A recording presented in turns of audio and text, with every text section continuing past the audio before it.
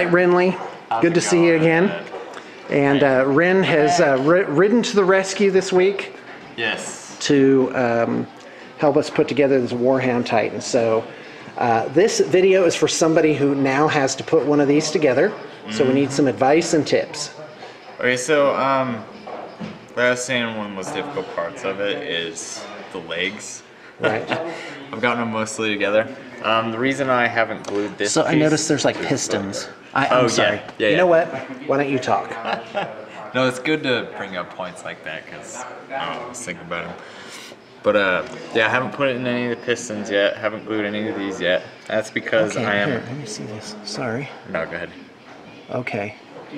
All right, that's interesting. Okay. Yeah, they'll just kind of fit on there until you can kind of get it to where you want to glue it, right. And I'll glue it. So you glue one foot, but you leave this one loose because you don't know how that exactly is going to come together. Yes, and that is because the reason I do that is because I can twist it, and you'd be surprised at how much of a difference just a slight twist on that foot can make. Right. Visually.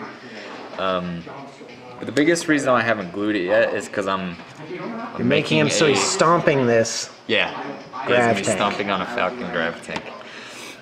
All right. And I gotta make the base out of MDF. You can do these pretty easily without bases, but I'm adding some extra embellishments. So right. Now, is the base going to be irregularly shaped, or is it going to be round? Yeah, I've actually got a mock-up of about the shape. Okay, so that's going to be the shape of it.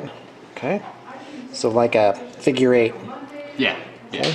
This is usually about the best because if you go with a round circle, you're going to have this huge. Right, it's so big because you got to not only do the widest diameter, but you got to leave a space around the edge. So yeah, it's just unbalanced. But if you do go with a round base, try looking for clock faces at a hobby shop. Yes, those are definitely the best if you're going with the round ones. Now, and you probably won't need it with this, but you also can do a metal rod all the way up into the pelvis here, and that will give it like insane amounts of support.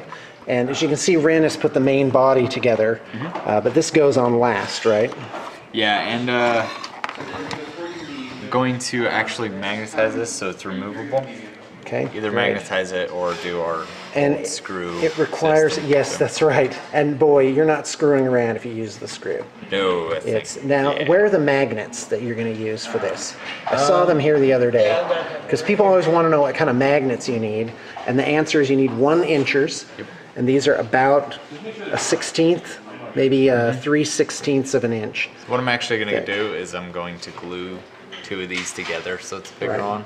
We just didn't have the slightly bigger ones. Right. They look like backgammon pieces. Yeah. Basically. I mean, you can go a little bit bigger. Right. Now, just a note, sorry to interrupt, Ren. No, go ahead. But if you have magnets that are this large, you can't just come in like this and clack them together. Oh, no. You've got to gently come in from the side at an angle and kind of rock them into let's actually place. show them how to do it. Yeah. So if these were magnetized, so here's how you would do it. Here, right. The magnet in here. Right. Which this is the thing I was talking about with using the JB weld because the super glue won't hold these very well. Okay. The magnets. Right. So where do you buy JB weld? Just hardware store. Okay. Great. It's usually used for like cars. So is it like a liquid nails type of thing? Yes. It's just one part, and is it air dry or chemical dry? It's air dry. Right. It takes a while for it to. So you need to leave it overnight. Yeah. You gotta leave it overnight. But as we were getting distracted, so you'd have it on there, like Sean was saying. You don't want to just go because it'll go bam, and and the magnets can crack, and it's not good for them either. No. To be struck. Yeah, I've had a good number of them break before. But you basically just kind of want to slide it on there. Right. There's a couple different ways you can do it. This is how I would usually do it. I would kind of go like that. Right. All right, well, that was very insightful. Thank you very much, Ren. You're welcome.